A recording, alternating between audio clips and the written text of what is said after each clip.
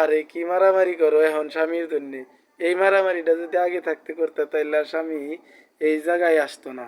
এই পার্কে বেড়াইতাছে, আবার এই শপিং করে দিতেছে, শপিং বলতে হোটেলে নিয়ে যায় থাকতেছে, এটা করতো না তোমার স্বামী। এই মারামারিটা আগে করলে মাতে মারামারি করতেছাও, এখন তোমার চুল উঠাইতেছাও তুমি নিজে। কে এটা? এটা কে না কে না জেনে কথা বলতে লাগে না। হ্যাঁ তো বলো কে এটা? কি এটা? করো ভিডিও করো। বলো। তোমার স্বামী তোমার থেকে আর এক মেয়া নিয়ে ঘুরতেছে, তুমি বুঝো না ওটা কি? ওটা পরক্রিয়া করতেছে, তুমি দেও না রাত্রে কি করব? তার জন্য তো এই কাম করতেছে। বলো কে এটা? বলো।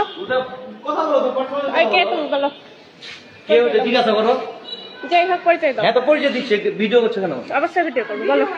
ফালতাম কথা বলো। অবশ্যই ভিডিও করবো। বলো। মানিক তো রাখবে না। মানিজ্য থাকবো না। আরে বাবা কথা বলো। কি হবে? আসো ভাই। বলো। কথা বলো। মাগিলিয়া ঘোড়া, তোমার মাগিলিয়া ঘোড়া ভারী আচ্ছা করছো। আচ্ছা ভালো কথা।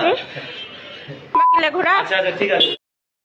নিজের স্বামীরে যদি কন্ট্রোলে রাখতে হয় তাইলে কি আর ওই অন্য মহিলার সাথে যাইতো না, জীবনেও যাইতো না।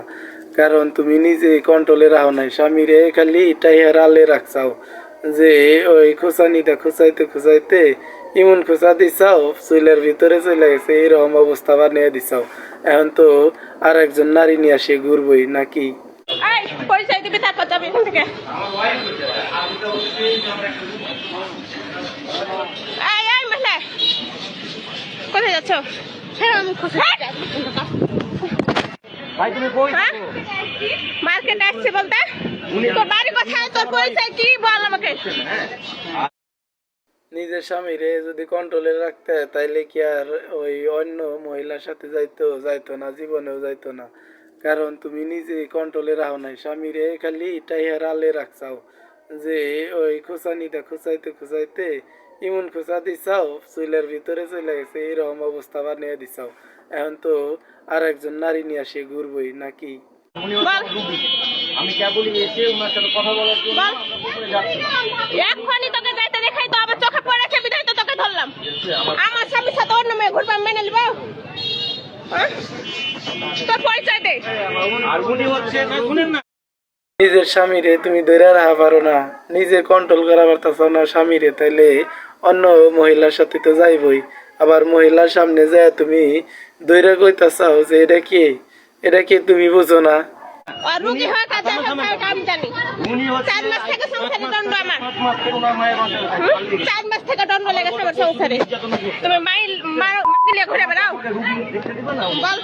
এই ফালতু কথাবার্তা বলছে আমার না। দুদিন স্পটে এই রুগী থাকবে বেড হসপিটালে সেবা দেওয়ার জন্য। আমি মেডিকেল পার্সন। রুগী থাকবে আপনি হসপিটালে এখানে সেবা কেন? দেওয়ার জন্য। আপনি এখানে কেন? সেবা দেওয়ার জন্য। আপনি এখানে কেন? আপনার যে হাজবেন্ড এখানে আপনি এখানে কেন? আমি ওকে ফলো করতে 4 মাস থেকে আমাদের সংসারে দণ্ড জানেন? অবশ্যই সংসারে 4 মাস থেকে দণ্ড জানেন?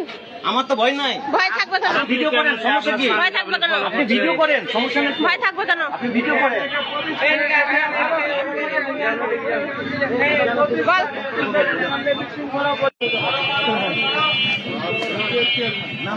আসসালামু আলাইকুম গাইজ। এই যে ওই আপাটা হচ্ছে ওনার ওয়াইফ এবং পরকীয়া। আরে কি মারামারি করো এখন স্বামীর জন্য?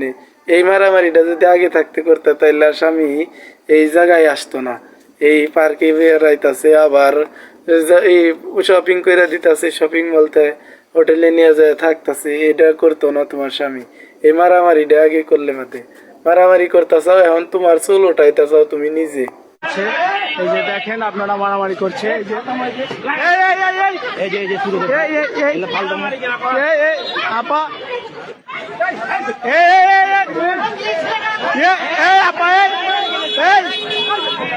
এই যে দেখতে পাচ্ছেন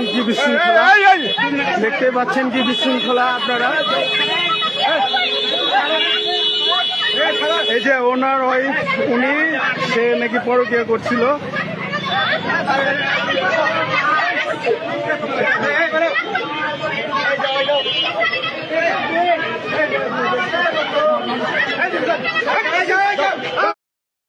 নিজের স্বামীর আটকাও, মহিলার সাথে মারামারি করে লাভ নাই, কে আরো লস হইব তোমার, কারণ চুল তোমার উঠবো আর কেউ উঠবো না, তোমার স্বামীর কোনো লস হইব না, বরং তোমার স্বামীর লাভ হইলো।